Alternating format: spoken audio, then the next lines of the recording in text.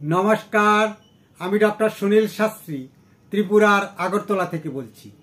আমার আজকের উপস্থাপনা ক্ষেত্র সিংহাসন যোগ, অর্থাৎ যদি দশমপতি যদি সেক্ষেত্রে বলবান হয়ে যদি কেন্দ্রে বা কোণে থাকে তাহলেই সেই যুগের সৃষ্টি হয়। এক্ষেত্রে মূল ব্যাখ্যাটা হচ্ছে একটু ভিন্নতর, অর্থাৎ ক্ষেত্র বলতে আমরা যেই স্ট্রিমে কর্ম করছেন, কেউ হয়তো যে ডাক্তার, কেউ হয়তো ডেন্টিস্ট, কেউ হয়তো যে প্রশাসনে আছেন, কেউ হয়তো ব্যবসাতে আছেন, অর্থাৎ যেই ক্ষেত্রে আছেন সেটাকে ক্ষেত্র বলা হয়। এবং সিংহাসন হলো টপমোস্ট অবস্থানে পৌঁছা, অর্থাৎ যেই ক্ষেত্রে আছেন সেটার টপমোস্টে পৌঁছালেই যে আপনি ক্ষেত্র সিংহাসন যোগ হয়।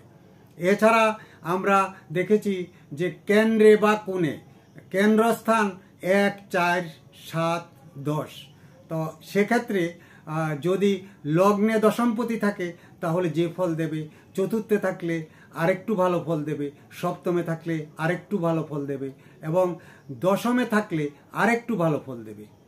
এছাড়া কোণের ক্ষেত্রেও লগ্নে যতটুকু ভালো ফল দেবে, পঞ্চমে আরেকটু ভালো ফল দেবে, নবমে আরেকটু ভালো ফল দেবে।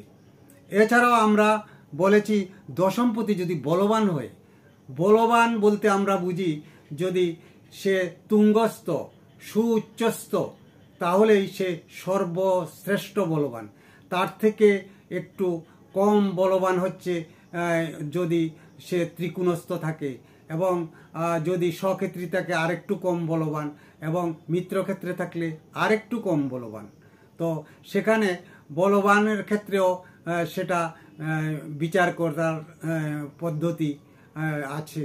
এবং যদি অসম্পতি নিচস্থ থাকে, দুর্বল থাকে, শত্রু গ্রহের দ্বারা পীড়িত থাকে, তাহলে সে আশানুরূপ ফল দেবে না। অতএব সেটা ভালোভাবে একজন জ্যোতিষীকে দেখিয়ে বিচার করিয়ে নিয়ে তারপর সেই ক্ষেত্র সিংহাসন সম্পর্কে ফলাফল বিশ্লেষণ করবেন। বন্ধুরা, আমার এই উপস্থাপনা যদি ভালো লেগে থাকে তাহলে লাইক, শেয়ার, সাবস্ক্রাইব এবং কমেন্টস করে আমাকে উৎসাহিত করবেন, যাতে পরবর্তী উপস্থাপনাগুলা আপনাদের কাছে সর্বাগ্রে পৌঁছাতে পারি। নমস্কার।